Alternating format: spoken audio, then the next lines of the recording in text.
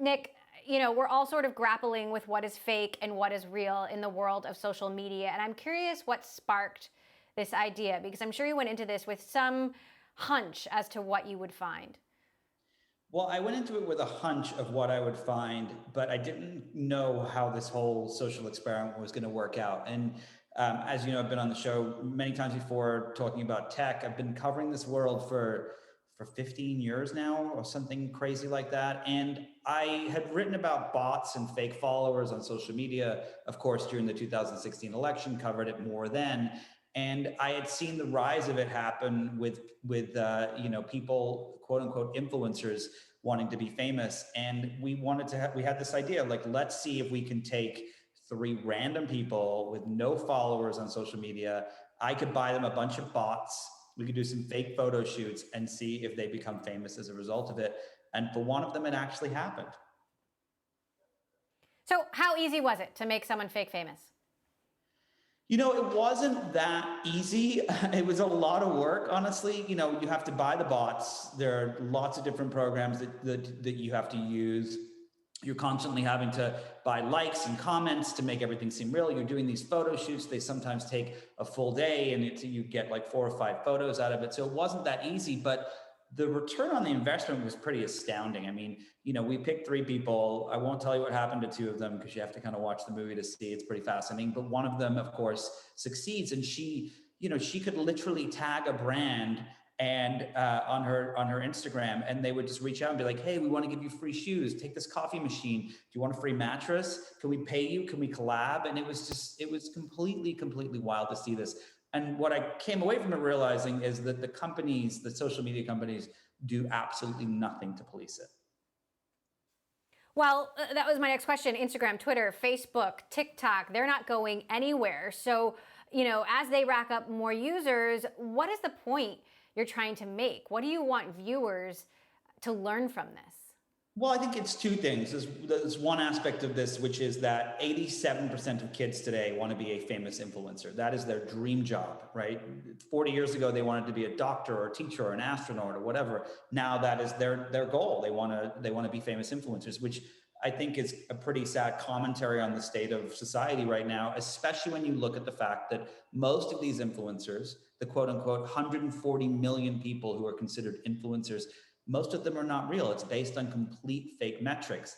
And then on the other side, you have the companies that are doing absolutely nothing to police this. There are hundreds of millions of fake accounts on social media. And the reason is because they get to pretend they have more users than they really do.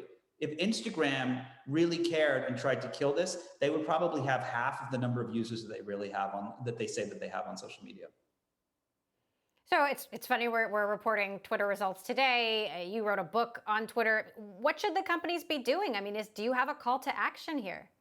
I mean, I think that they should take responsibility and actually police this. I think that the results are, it's not just about people wanting to be famous. Look, we saw it happen with politics. Donald Trump and Hillary Clinton both had, and when they were running for election, both of them had half of their accounts, tens of millions of accounts that were fake, that weren't real. You have fake bots that are interacting, that are sharing fake news. There's the fame aspects, the politics aspects, all these things.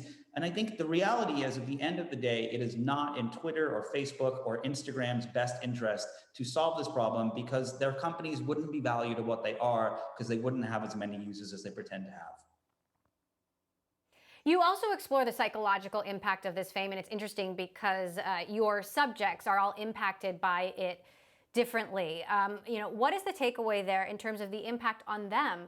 But then how should we also be thinking about the impact on the consumers like you and I? Well, I think that the big takeaway for me when it comes to this aspect of it, one of the people that we follow ends up getting bullied online, and he closes his account for a period of time while we're filming this experiment.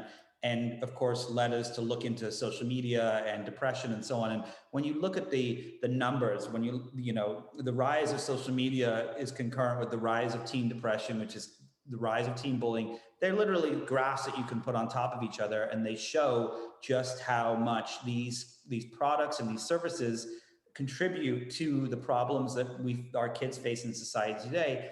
And I think that the guiltiest of all of them is Instagram. They really want you to see how many followers you have and how many likes you get and how many comments.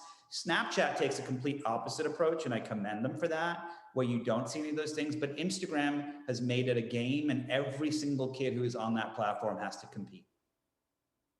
Now, Instagram has said they've been trying to experiment and not show as many likes. I mean, have you Well, not seen the impact of They that? they said that about 2 years ago when we started this project, that they were going to start experimenting with that. They rolled it out to a few different places, and then it just seemingly kind of stopped and went away. When we were doing reporting for the movie, it turned out that the reason that they had done that, from what we were told from people who work in the space, was because they were trying to serve up more ads. And so if you look at 10 photos on your Instagram and one of them is an ad, then you're only actually looking at 9 photos. And so then when they're upping it to 3 or 4 ads that you would see, you're obviously going to like less things. And then the numbers of likes that a famous celebrity gets is going to go down. So they were trying to hide those metrics. If they really cared, they wouldn't make the first thing you see when you click on someone's profile the number of followers they have. It is literally the most important thing to them to show that number. And I personally think it's devastating for kids that use the platform.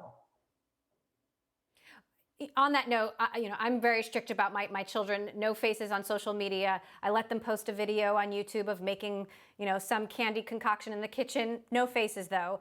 But I can see just the impact that the rush of a couple of likes gives an 8-year-old boy. And I'm curious, you have kids.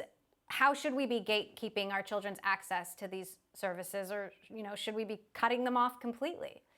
I mean, I think that before I started this movie, my belief was that you should teach your kids when they're teenagers about the dark side of the internet. Now I realize you need to do it when they're 3, 4, 5 years old. I mean, it is something that needs to start early, very early on. And I think that the other thing is, all of the tech executives that I've talked to over the last 15 years, none of them let their kids use their own platforms. Steve Jobs didn't let his kids use an iPad.